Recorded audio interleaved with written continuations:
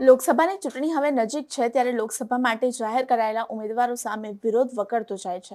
ફક્ત મતદારોમાં જ નહીં પણ ભારતીય જનતા પાર્ટીના કાર્યકરોમાં પણ વિરોધની અગ્નિ જોવા મળી રહી છે।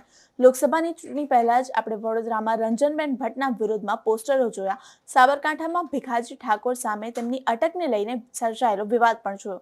ત્યારે પછી અચાનક આ બંને ઉમેદવારોએ ચૂંટણી લડવાથી ઇનકાર કરી દીધો અને આ સાથે જ વલસાડમાં પણ ધવલ પટેલના વિરોધમાં પત્રિકા વાયરલ થઈ હતી। નમસ્કાર, હું મૈત્રી મકવાણા અને આપ જોઈ રહ્યા છો નિર્ભય ન્યૂઝ।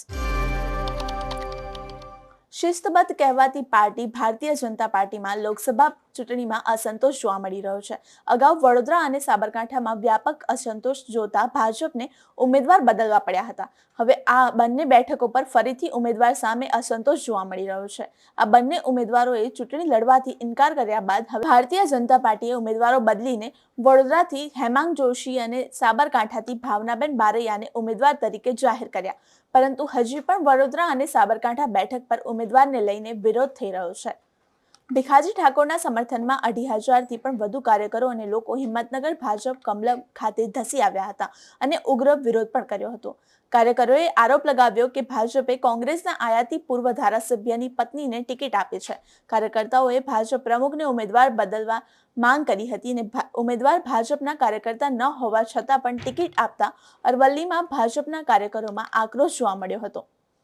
બીજી તરફ વડોદરામાં રંજનબેન ભટ્ટના સ્થાને ડોક્ટર હેમાંગ જોશીને ટિકિટ આપવામાં આવી છે, જેનો સાવલી પંથકમાં વિરોધ થઈ રહ્યો છે। સાવલી અને ભાદરવા મત વિસ્તારના કાર્યકરો વોટ્સએપ ગ્રુપમાં વિરોધ કરતા જોવા મળ્યા હતા અને તેમની ચેટ પણ વાયરલ થઈ હતી। વોટ્સએપ ગ્રુપમાં હેમાંગ જોશી સામે કાર્યકરોએ રોષ ઠાલવ્યો છે।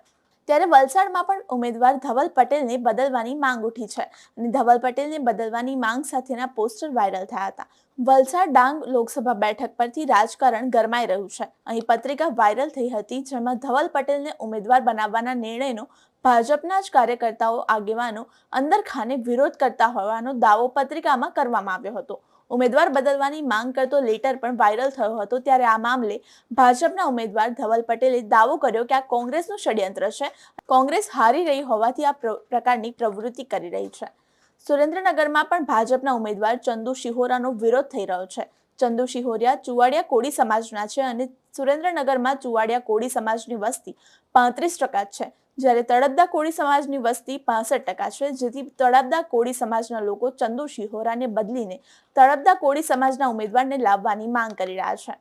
અમારો રિપોર્ટ તમને કેવો લાગ્યો તે કોમેન્ટ બોક્સમાં ચોક્કસથી જણાવશો।